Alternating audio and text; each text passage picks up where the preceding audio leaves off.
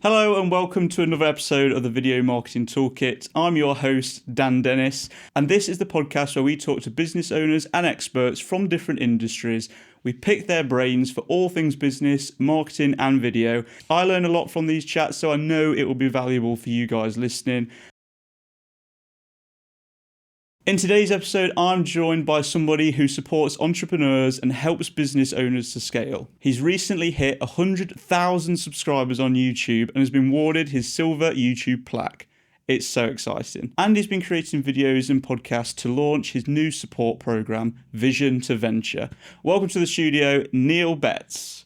How you doing, Neil? I'm good, thank you, Daniel. How are you? I'm good, thank you. I feel like I'm being interviewed by an expert in the field. Well, I feel like we're both experts. I haven't got a YouTube plaque to show for it, and when you showed it me earlier, I was taken away a little bit because it's almost like one of those things that you see loads of people have, and then even as a kid, you're like, oh, I want to be a YouTuber and get that plaque one day, and you've actually got one. I'm not sure I'm going to get it home, am I?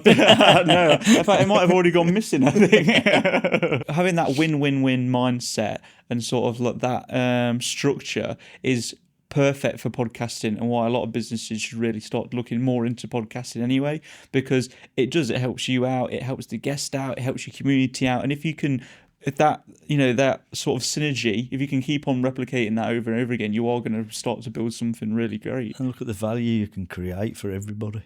It is amazing. I've got to understand the audience I'm talking to. Are these young kids? Are the people my age who have just got enough money and have never been happy in corporate and want to set up a project? Is it people who are doing side hustles? Who are these people who are watching, and where are they? Because I put no constraints on in terms of location. It was pushing out to... It could have gone to all over, yeah. So I then started looking at the data and starting to get a good feel for the audience. So I started to see this YouTube channel, whilst it is creating the trust and adding value, it's also helping me on the decision making for where I take Vision to Venture. So I'm going to keep it going, and I committed to keeping it going for 12 months. And that's it, yeah, basically developing that channel, finding those views and developing that audience, and then once you've developed it, you can start to think about, okay, what will these people want to purchase? What's the next level for the cause? How does that sort of look? Because I guess if you go in straight with the product level, you've almost then got to sort of fish around and do a lot of work finding it, rather than establishing that audience first, right? And then like catering it to that audience can be so a lot it more was effective. always about the audience, and still is today, right? Because I think it's the most important thing. We chatted earlier about algorithms and things. You can just, yes, there's an algorithm. Yes, that algorithm links to YouTube's vision to give you the right video that you want to see when you want to see it. That's their vision, is to be able to do that. And clearly for them to deliver that vision, they've got to have technology and algorithms that do that.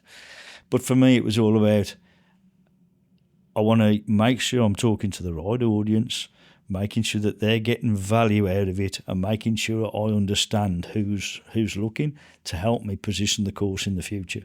And it became all about feeding the audience value.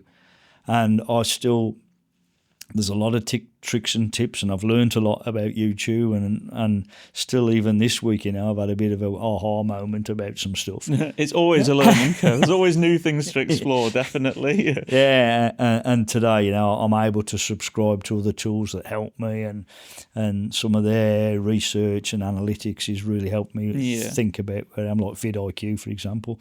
But it's like that journey of learning has really helped me figure out where that course is going to position itself, and I think that's the most important thing. You feed the audience value, and the rest will come. Definitely, yeah. Put value out there. That I think putting value out there is the most essential thing about building an audience and starting sort of a content marketing strategy, because like you said before, it's that social proof, it's that trust wall. People understand who you are, you're establishing your credibility. People can absorb so much more about you through video than other forms of media as well. But then ultimately, by putting stuff out there, finding something that people are interested in, and then thinking, how can I begin to adapt this and turn it into a little bit of revenue?